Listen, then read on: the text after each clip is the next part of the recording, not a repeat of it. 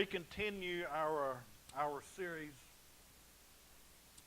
called Parables, and once again, Parables is a earthly story that has a heavenly meaning or a heavenly purpose that Jesus used a lot, hoping that he would see transformation in people's lives as they could somehow connect with a character in one of the parables that he was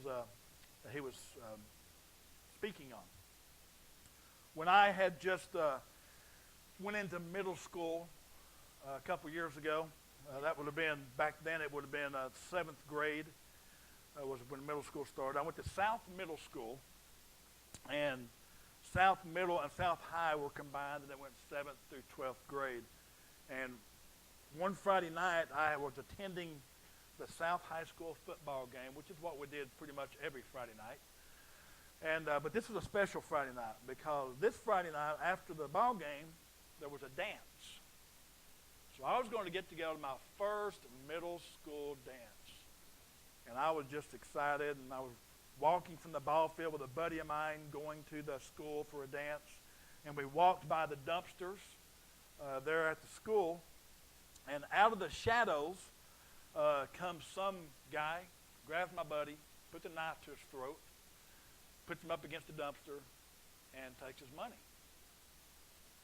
And I'm standing there, and he turns to me, and I already had my money out, and I'm like, here. I'm done, I had my $3. Woo, go get you a nice Butterfinger or something, But I was ready to give him my money. So gave him my money. He went on his way, and he ran away and went into the school for the dance. Well, pretty much, we didn't have Pokemon Go and all that stuff going around back then. We didn't have nothing to do. We didn't have any money either after that. So we just kind of went and hung out at the front door of the school where everybody was going in and out of the dance. And my sisters were already in there. They were older than I, of course, a lot older than I am. And they had a lot of friends, and me being new to school, I was just a little 7th grader and so forth and so on. One of their friends happened to walk out the front door and said, "Barry, are you coming in?" And I proceeded to tell him what happened in the story. He said, "What did the guy look like?" I told him. He said, "Wait here a minute." So he went back into the school. A few minutes later, here comes a mob of people dragging this young man out, and including my sisters. And this guy says, "Is this him?" And I said, "Yeah, that's him." He said, "Wait a minute." They drug him around the side of the school. They came back a minute later. He gave him my money back. He said, "Now go to the dance." And I never seen that guy again ever. I don't know if they buried him under South High School or what happened, but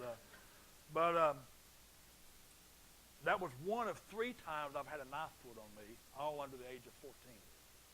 I guess I lived in a rough neighborhood. I don't know, but one was at a little cup baseball game at the South High football game, and another one was on my paper route. But at that point, my dad he loves this story. A guy came up behind me and grabbed me and was trying to rob me, and I just started taking karate, and all I did was scream, "Hi-ya," and he ran away. And I'm like, man, this stuff works.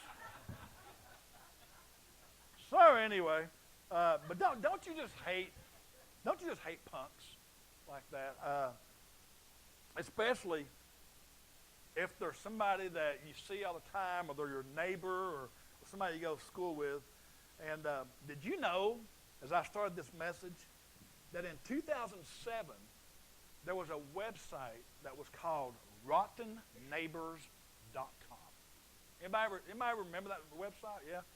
Jennifer's like, Tuesday and I talked about this. She's like, yeah, I think she was on it. I don't know, but anyway, it was called rottenneighbors.com. And what you did, you would go to this website, type in your area code or your zip code, and it would show you your neighborhood, and you could pinpoint an address, and you could say, this person here is a rotten neighbor because ... They had barking dogs, they had a trashy yard, all the way up to being a child molester or whatever. And you could put this on the website. Now, you could also pick out people that were good neighbors, and the rotten neighbors' houses were in red. They were highlighted in red. And the good people that was in your neighborhood was highlighted in green. And the website dissolved a few years later because it caused so many problems, and as you can imagine. false reports, and so on. Now, I'm going to ask you a question. How many of you currently have or have had before rotten neighbors? Yeah. We had some, one in particular when I was growing up. We won't go into that, but I think everybody at one time has. Now, are you talking about your rotten neighbors now? Don't y'all live next door to each other? No, I'm kidding. Anyway, I want you to know something. Not you. Not you. Brooke, are you awake? You okay? Okay. I want you to know something, though. This is nothing new. I mean, you can go all the way back to the first century, and you had some terrible people. Matter of fact, if they would have had rottenneighbors.com available back then, most of the red houses would have been cluttered up in this one small area called Samaria. That's kind of where all the rotten people went to. It was like a cesspool for just all kinds of people. And there's a long history with the Jews and the Samaritans here. It's hostile, it's long and complicated, and there's lots of distrust and violence between the two people. And the big key issue, and we're not going to go into a lot of them, but one of the big key issues was the Samaritans would marry some of the Jewish people, but they worshiped God differently than what the Jews did. And I mean, that was a huge problem back then. So it developed into something that was far worse than the Hatfields and the McCoys, or far worse than Tennessee and Alabama. It was a terrible rivalry that went on between the Samaritans and the Jews. And it's such a big deal that the Samaritans were cursed when they would come into the synagogue. Can you imagine going to church to cuss somebody? And that's pretty much what happened. When they would come into the church, they would be cursed. And there was a saying that if you invited a Samaritan into your house for dinner or to entertain them or whatever, that you were bringing judgment down upon yourself. They were the epitome of the word hate. So first century Jews knew what it was like to have bad neighbors. And Jesus experienced this himself. He was a first century Jew, and he was not exempt from this. And we're going to look, first of all, at Luke chapter 9 this evening. It's going to be up on the monitor if you'd like to. We'll see it up there, if you can look at it on your, in your Bible or on your phone or whatever. I'll give you just a second to get there as I get a drink of my water. I sang every song today, Josh. Now I'm not going to make it. I might have to get Dad to finish my sermon this morning. Do you really? I would actually take one, yes. Is it meat flavored? Is it? I'll take two. Thank you so much. Man, don't tell what I'll say to eat all these. All right. It says this in Luke. It says this. As the time approached for him to be taken up to heaven, Jesus was resolutely set out for Jerusalem. He sent messengers on ahead who went into the Samaritan village to get things ready for him. But the people there did not welcome him because he was heading for Jerusalem. When the disciples, James and John, saw this, they asked, Lord, now listen closely here. Lord, do you want us to call fire down from heaven to destroy them? Now, I can't help but chuckle a little bit because I kind of recreated this conversation in my mind between Jesus and his disciples.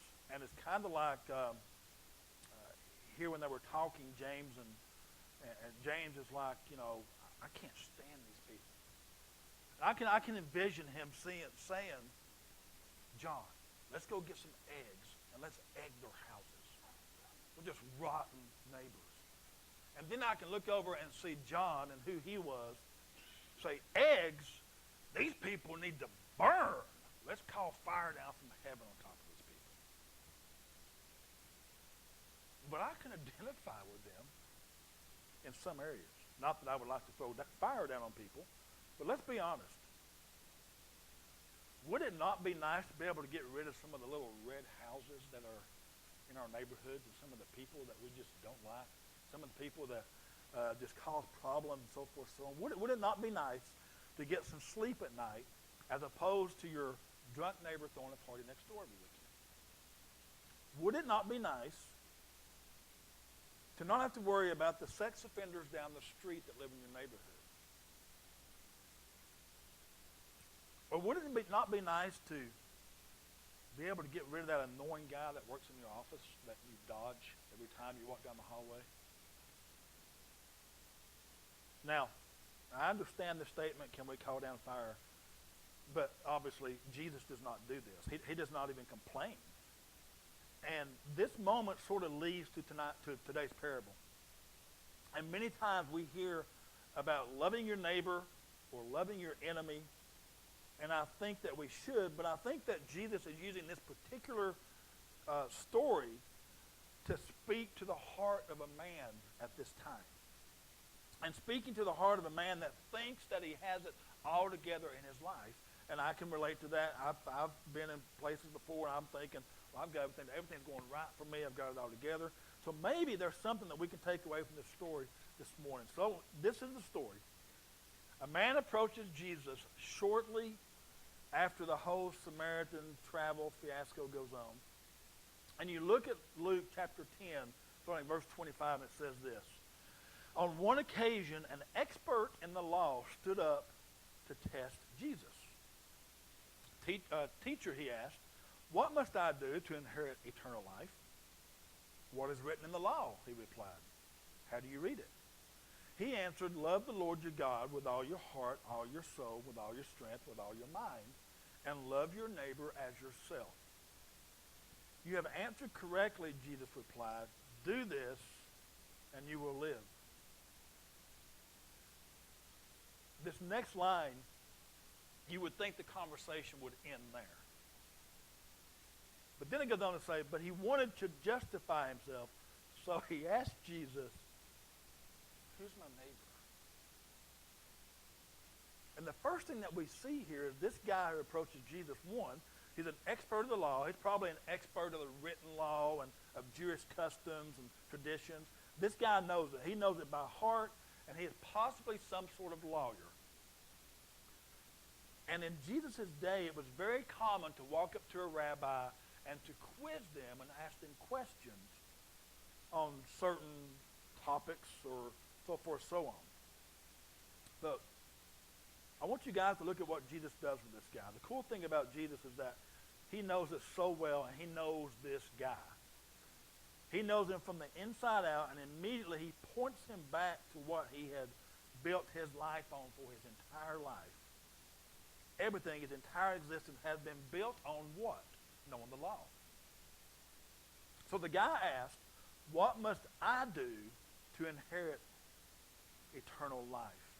And Jesus says, well, what does the law tell you? And the guy's answer is flawless and it's perfect.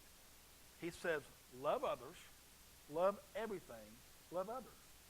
And Jesus' response is perfect. It's short and it's sweet. It basically says to go out and do this. And like I said, you would think here that the conversation is over. At least it should be over.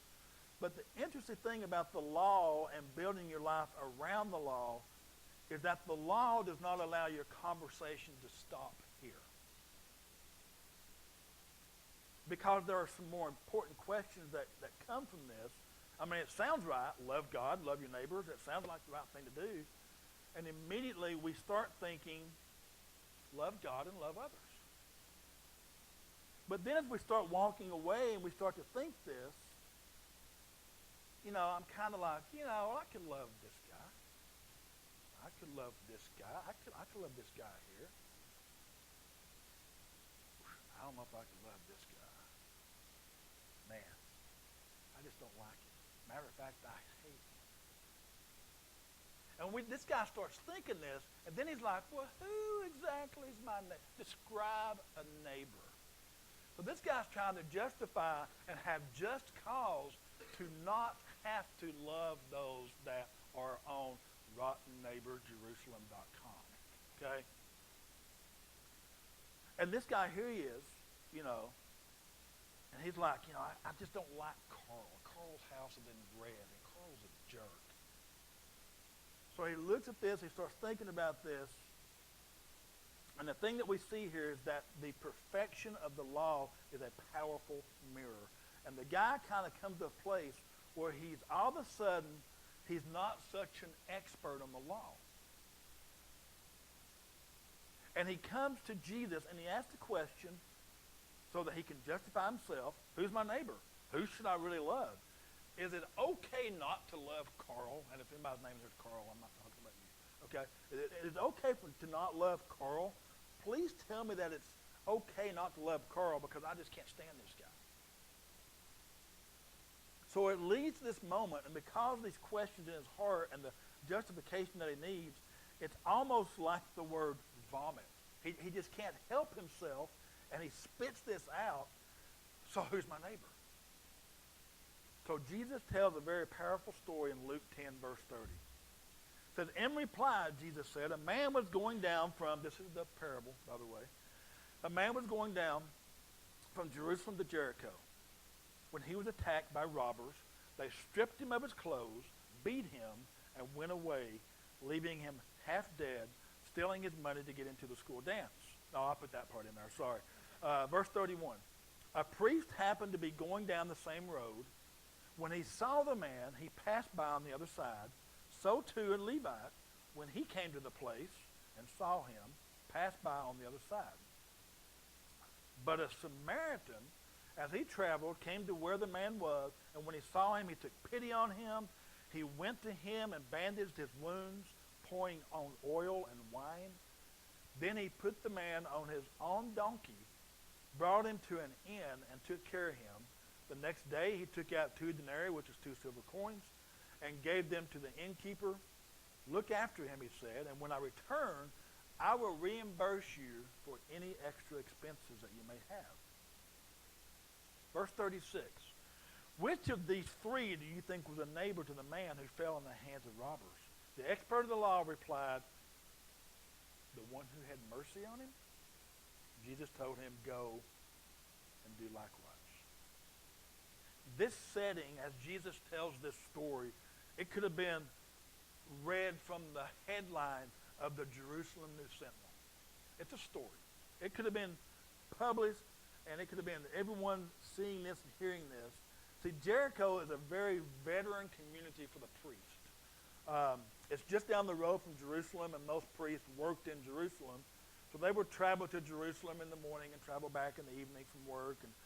But the travel in Jesus' day, especially not being on a Roman road, was very, very dangerous. As a matter of fact, it wasn't always safe, and it was a little freaky. And there's actually a section of that road that's called the Way of the Blood. And the reason it was called that is because so many robberies and murders that took place in this one section of this road. And we see a couple of people on the front side of this. First, we see a victim, and it looks like he's in pretty serious trouble. He's half dead. His identity is not even being revealed to us. And I don't know about you, but if someone's telling me a story that has a nameless, faceless character in the story, I would tend to think that person is a lot like me, or is a lot like the person that's telling the story. So I'm wondering if the expert of the law is probably thinking that the guy in the story is a Jew. Then we see the robbers, our other characters. We see the robbers, and these robbers, they brutally attack this guy. They strip him down, and they beat him, and they leave him half dead. Now that's the kind of the setting and the prelude to what's going on in this story. But this story in Jesus' day is a story with a twist. It's kind of like an M. Night Shyamalan story. Y'all know who that is? The Village. And yeah, okay. Some of you guys are with me there. It was a story with twists, but I'm going to show you 3 of these twists in this story. The first is this. The first twist is this. The priest and the Levite walking down the road, you guys need to know this. These were the good guys. Okay? These are the good guys in the story, supposedly. And they're probably on the way home from work or the temple, and we don't know why they didn't stop. But in the picture, the story, we see that the priest just walks by, and then the Levite walks by, and it almost appears as if he stops and he looks and he just continues on his way down the road. He's like, I'm not stopping. They're walking away from Jerusalem, so maybe they're afraid of getting unclean if they touch this guy. Or they're thinking, it's too late, this guy's a goner. Perhaps they're thinking there's too many risks. They don't know if these robbers are still around waiting to jump them or whatever the case may be. But we do know this about them. We know that these two guys are experts in the law. And that's interesting that the two people who are supposed to be the heroes in the story are the experts of the law. And as experts of the law, it's a surprise that they would simply walk by this guy, because the greatest value in Jewish culture is to preserve life. And in Leviticus, it says this: do not do anything that endangers your neighbor's life. I am the Lord. And the rabbi would interpret that by saying, don't just stand by the blood of your neighbor and watch him die. An example of this would be if you saw a man drowning and you knew how to swim. If you did not jump in to try to save him from drowning, then you were just as guilty of this man drowning. It was your fault. Or if you're walking down the road and you see a guy laying there half dead on the road and you just walk by him, basically you are continuing the violence against this guy. You're just as guilty as the guys who robbed him, but the priest and the Levite, they continue the violence by simply walking by. Now here's the second twist. A Samaritan's walking down the road. We see a priest and the Levite. And in the Jewish social circle, it kind of goes like this. In the first circle that you have, basically, you would see the priest and the Levite and so forth. In the next circle, you would see just ordinary Jewish people. In the next social circle. In the next circle would be like the scandalous people, like tax collectors and sinners and stuff like that. In the next circle, you're going to see the Samaritans, and then finally you're going to see people like us, Gentiles. So they were pretty down, the Samaritans were pretty down low in the social circle back then. And the people are sort of probably scratching their head a little because they're expecting a Jew to be the one walking by when Jesus is telling this story. And as they hear that a Samaritan is walking by, they're thinking in their mind, well, this guy's had a bad day, but it's about to get worse. Because this Samaritan, he's going to look to see if the guy has a wallet or jewelry, and then they're just going to push him off a cliff. That's what Samaritans do.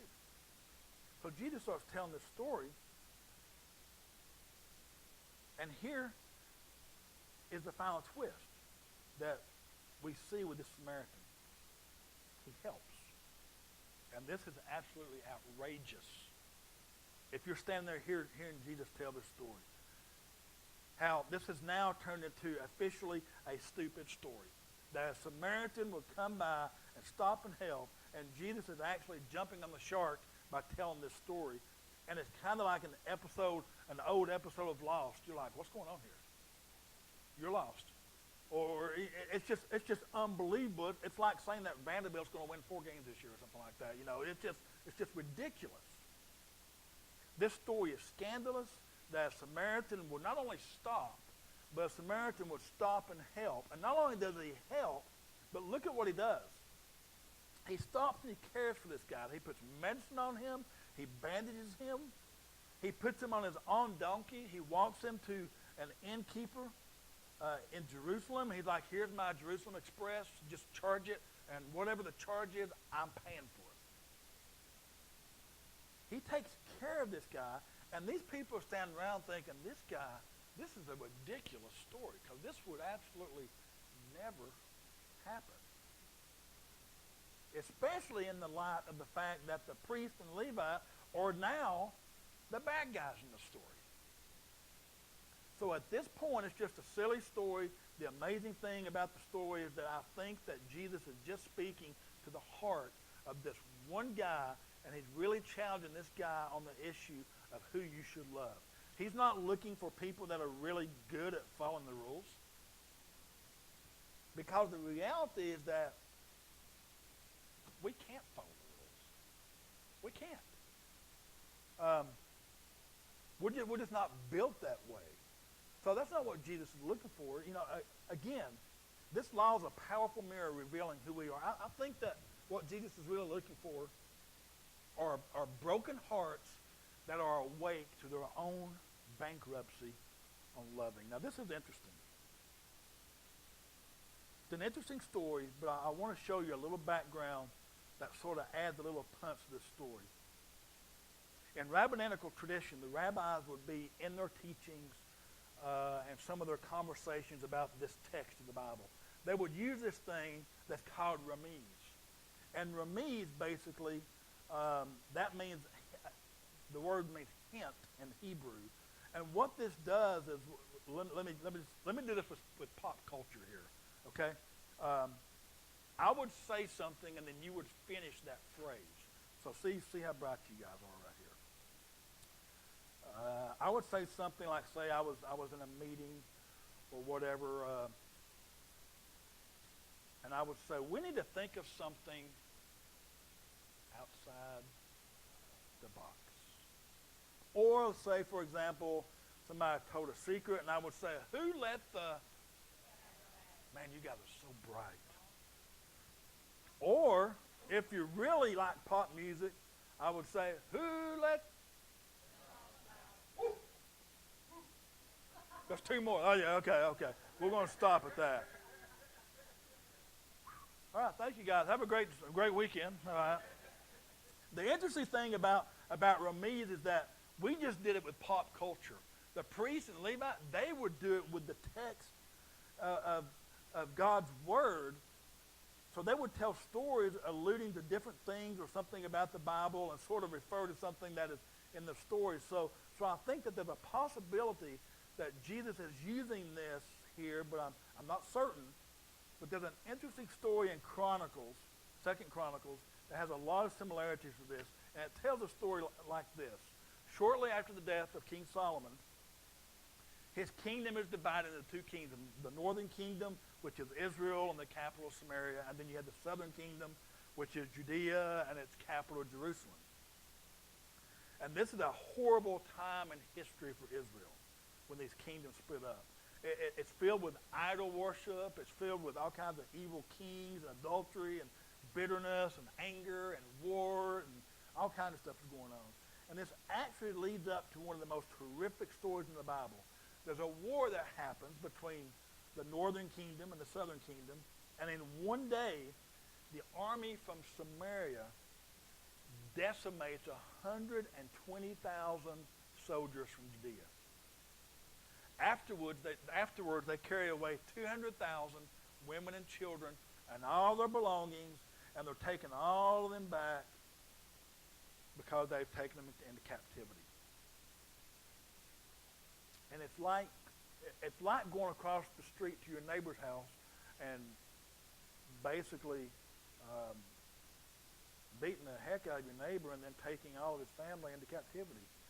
And I can envision the sense of pride and accomplishment that they have as they're marching back home. They have 200,000 people in captive following them, and the people behind them are hanging their head, and they're embarrassed, and they're coming into this new place. And I think that we sometimes do this on a smaller scale. Kind of like when the guy that cuts you off on the interstate or whips around you, then his lane comes to a stop when you drive by, and you're like, don't tell me you don't do it. Come on, seriously. A while back, I can't believe I did this, but I did this. I will go ahead and confess. Coming home, I went and met Jill for lunch. Coming down I-40, a guy was just driving like crazy, and he was whipping through, and he cut me off, and all this stuff. I don't know how fast he was going, but he was flying. And I'm on the inside lane, and my wife tells me all the time, you need to scoot over. And I do have a terrible problem with that. But anyway, I get on up, and he's pulled over by the 10th Highway Patrol motorcycle cop. And I'm making a point that I'm going to get from this inside lane over 3 more lanes. And when I do, I get beside him, and I drive by, and I blow my horn, and I'm like, 55 and alive, So So we have a little bit of this whole envy, prideful thing in us. And I think that the men from Samaria actually feel this way at this moment. They're like, look at what we have done. Look at what we have. But as they enter Samaria, a prophet walks up to them, and that's never a good thing to have a prophet walk up to you and say, hey, can we talk? A prophet named Oded walks up to them in 2 Chronicles 28, and he stops them, and he says these words to them. 2 Chronicles 28, verse 9. Says he went out to meet the army when it returned to Samaria. He said to them, because the Lord, the God of your ancestors, was angry with Judah, he gave them into your hand. But you have slaughtered them in a rage that reaches to heaven. And now you intend to make the men and women of Judah and Jerusalem your slaves. But aren't you also guilty of sins against the Lord your God? Now listen to me. Send back your fellow Israelites you have taken as prisoners, for the Lord's fierce anger rest upon you. How about that for a little perspective in this time? But aren't you also guilty of sins against the Lord your God? These words, they break these men, and then they realize what they've done. They realize that they're just as homeless and just as broken in the sight of God as their captives are.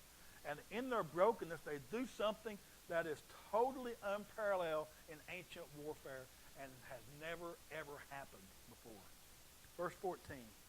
So the soldiers gave up the prisoners and plunder in the presence of the officials and all the assembly. The men, designated by name, took the prisoners, and from the plunder they clothed all who were naked. They provided them with clothing and sandals, food and drink, and healing balm. All those who were weak they put on their donkeys, and they took them back to their fellow Israelites at Jericho, the city of palms, and returned to Samaria. Nothing like this had ever happened in ancient warfare. And I can't help if we look back at the expert of the law to think that he knows this story and he knows the similarities as he's listening to Jesus tell this parable. And I'm wondering if he hears these words, but aren't you also guilty of the sins against the Lord your God?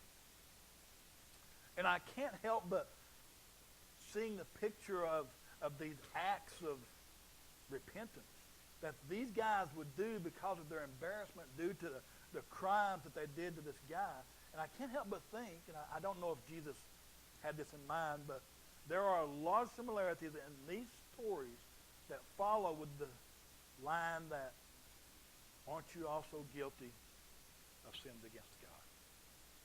The interesting thing here is that the expert of the law who comes to Jesus and he asked him, who is my neighbor, or who should I love? Because he really wants to justify himself from certain people. How many of you guys have a problem loving some particular people that you know? Okay. Once again, the rest of you guys will preach online next week, okay? This is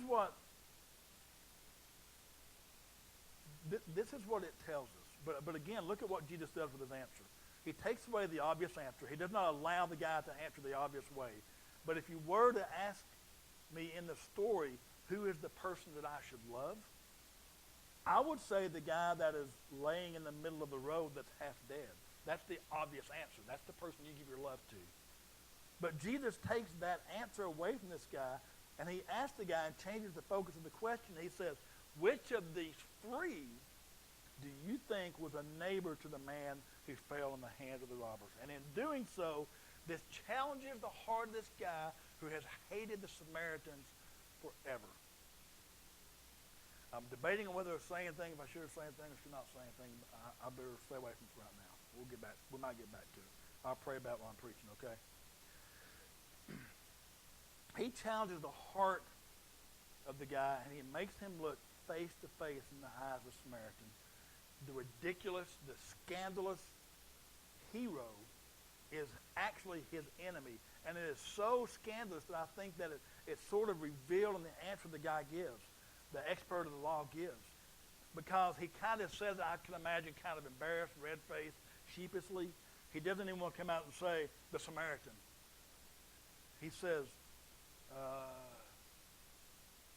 the one who had mercy on him? Because it's obvious.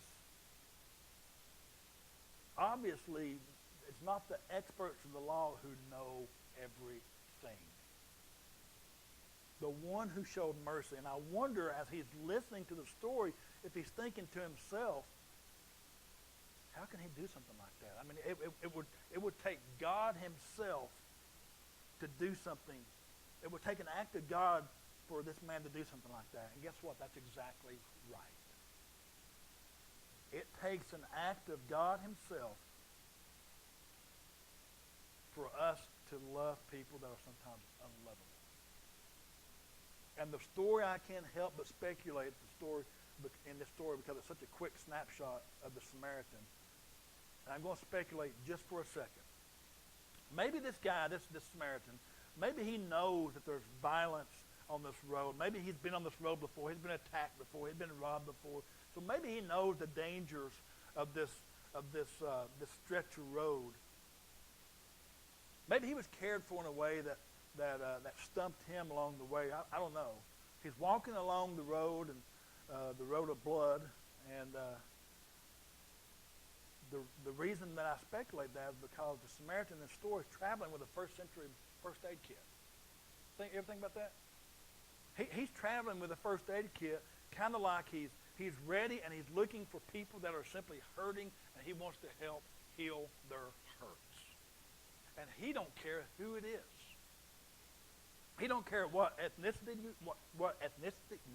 thank you, you are. He don't care what circle that you're in the social circle. He don't care what kind of income you have. He's just ready to help someone. It doesn't matter who they are, and it really does take an act of God to be the type of person who does something like that. Now, as we don't know how the story ends, but I would guess that the expert of the law sort of walks away sad, much like the rich young ruler did, that's challenged to do something that he can't do. But once again, Jesus says, go and do likewise. So he is really challenging the heart of this man to go and be like this guy. And I know the challenge of finally coming face to face with who you are, really coming face to face with the inability to love perfectly, like the law tells us to. Listen, like I said, we've all met someone that we just don't like. We used to have a guy that went to church here. He'd always say, you don't have to like everybody, but you got to love them. And that actually has a lot of truth to it. But sometimes God has other plans for your relationships. I have two examples. Both of them involve my younger daughter. When she was in middle school, we were having soccer tryouts at ball camp fields down here. And after practice, we get in the car, and I said, well, what'd you think about the new girls? She said, they're okay. But that girl in the goal, she said, I can't stand her. Me and her are going to have issues. Well, that girl in the goal, her name was Brooke Horn. Her name's Brooke Taylor now. She's sitting right here. And those two are now absolutely inseparable. She is the flip to her flop, okay? The coin to her dog. You go, oh, right, Brooke? Yeah. And I have a second story about this young lady that she meets this guy. He comes in and he's working where she's working at. And she tells Jill and I, Brenna, she's like, we got this new aide in our class. I don't like him. Matter of fact, he's a jerk. I hope he quits soon. Well, he's now her husband. Sometimes God has a different plan for what you see a relationship is. How in the world, some of you guys can say this too, so I'm going to go ahead and say it. How in the world did she marry me? Is that amen for you or me? I'm trying to figure that out because, okay, thank you, okay. I feel better. God has a different plan for things in our life. Now, let me close by asking you some questions. If you were lying and dying in the middle of the road, who is the last person that you would want to come to your aid? Or let me kind of rephrase that. Better yet, who is the last person that you would help in that situation? That puts another different spin on it. Don't tell me your answer. Someone said my name. No, I'm kidding. That's really it. I mean, a scandalous love is impossible, and we simply do not have what it takes to love unconditionally like we should. And it takes an act of God for us to be able to do that. And if you disagree, let's not make this guy a Samaritan, okay, that's in the story. Let's make this guy a drunk driver who killed someone. Let's make this a guy who maybe cheated on his wife. Or let's make this guy a sex offender. I mean, what do you do with words like love your neighbor? Or words like go and do likewise? These types of words, they change you, and they lead to more questions. Who is that person to you that you pretend to really like, but when you see him in the grocery store, you dart out of that aisle so you can get to another one, so you don't have to talk to him? Guilty. Me and Jill's having lunch the other day with a guy that comes walking in, and Jill says, "There's so-and-so," and I'm like, oh. And he gets up, and he goes to the restroom, and I grabbed the bill, and I said, "Let's go." We walk outside on the sidewalk, and we get, maybe 10 steps away. I heard, "Barry Mayfield!" And I'm still my back to him, and I said a pastor's cuss word.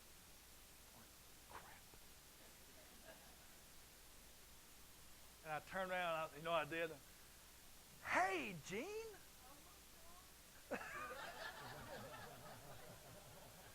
You may or may not know him or her. Gene, the boy girl, it's a boy girl name. You don't know who that is.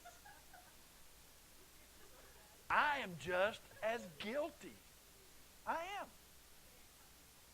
Start running? Oh, okay. So I can't be up here saying this to you guys without saying that I am just as guilty of the same exact thing. Here's the thing that I'm learning, and loving is not pretending. Does that make sense? Loving is loving, and that's why it took an act of God. You know what the act of God was? It was Jesus Christ going to the cross, dying for us, so that we could have unconditional love for imperfect people. That's the act that we have to have. I got goosebumps. In order to love everyone. There's no pretending with the cross. It was real. And the cross is for people who are done pretending, who are done acting like, "Oh, I love you," and then we talked about this a couple of weeks ago. It frustrates me because people say, "I'll pray for you," and then they walk out the door and they don't think of anything about it. Not everybody, and not many of you guys, because I get texts all the time, "I prayed for you this morning," and that's awesome. But we have to learn that loving is not pretending.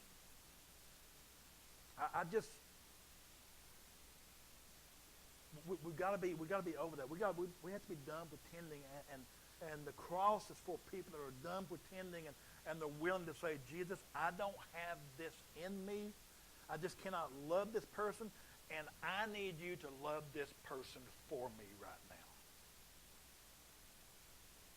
I want to introduce you to somebody, not that they're here, but some of you guys may know who I'm speaking of. Her name is Corrie T.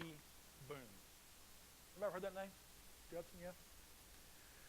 Her family hid Jews during the Holocaust and were trying to save them. And she wrote a book that was actually made into a movie called The Hiding Place. Great, great movie, great book. And her whole family was arrested. Her and her little sister, Betsy, they were put into a concentration camp together. And her sister, Betsy, she was the sweetest, kindest girl. She loved the Lord. All of her dependency was on Jesus. And she was just a light in such a dark, evil place. And Corrie talks about how her role herself was becoming so dark and evil at this place that she was in. And her sister was so sweet and kind and compassionate. Well, a few days later, Betsy died in the concentration camp. And a few days after that, Corrie was released on a mistake in paperwork. And being moved by her sister's heart and her sister's kindness, she started a ministry to help people that were hurt by the Holocaust. A ministry to help people that were, basically she was preaching reconciliation and forgiveness. And one day she was preaching in a church, and she looks out at the people, and she sees this guy sitting there in the crowd, and he's sitting there in an overcoat and a hat, and it's a former guard from the camp that she was at. And she said that she sees him in the overcoat and a hat, but she says she had flashbacks of him sitting there with his uniform on that had the skull and crossbones and a sling blade attached to his side. And after she speaks, he walks up to her and he says, you mentioned, these are her words, you mentioned Ravensbrück in your talk. I was a guard in there. She says, no, he did not remember me. But since that time, he goes on, I have become a Christian. I know that God has forgiven me for the cruel things that I did there. But I would like to hear it from your lips as well. He sticks his hand out. He says, will you forgive me? And she says, quote, I stood there, I, whose sins had every day to be forgiven, and could not. Betsy had died in that place. Could he erase her slow, terrible death simply for the asking? It could not have been many seconds that he stood there with his hand held out, but to me it seemed like hours as I wrestled with the most difficult thing I've ever done in my life. And still I stood there with the coldness clutching my heart, but forgiveness is not an emotion. I knew that as well. Forgiveness is an act of the will. And the will can function regardless of the temperature of the heart. She prayed silently, Jesus, help me. And then she says, I can lift my hand. I can do that much. You supply the feeling. And so she goes on and says, woodenly and mechanically, I thrust my hand into the one stretched out to me. And as I did, an incredible thing took place. The current started in my shoulder, raced down my arm, and sprang into our joined hands. And then this healing warmth seemed to flood my whole being, bringing tears to my eyes. And she said, I looked at him in the eyes, and I said, I forgive you, brother. I cried with all my heart. For a long moment, we grasped each other's hands, the former guard and the former prisoner. She said, I have never known God's love so intensely than I did at that moment. I think Corrie's cry, Jesus help me, is the one that changes neighborhoods. I think her cry, Jesus help me, is the one that changes marriages. I think the cry out, Jesus help me, is the one that repairs strained relationships between parents and their kids. Who is your neighbor? It's not, you don't have control over who your neighbor is. We have control with confusing love as an emotion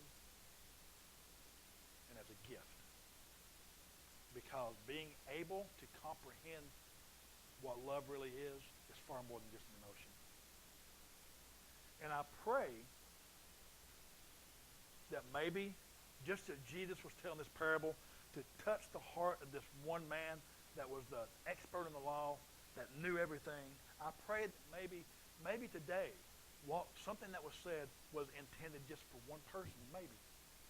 You're sitting there and you're saying, oh my gosh, he knows exactly what I'm going through right now. But it might have been intended for you. Don't be like the expert of the law who possibly walked away sad because he just couldn't do it. Forgiveness is hard, but forgiveness is eternal. Let's close. Father, I just come to you now, Lord, and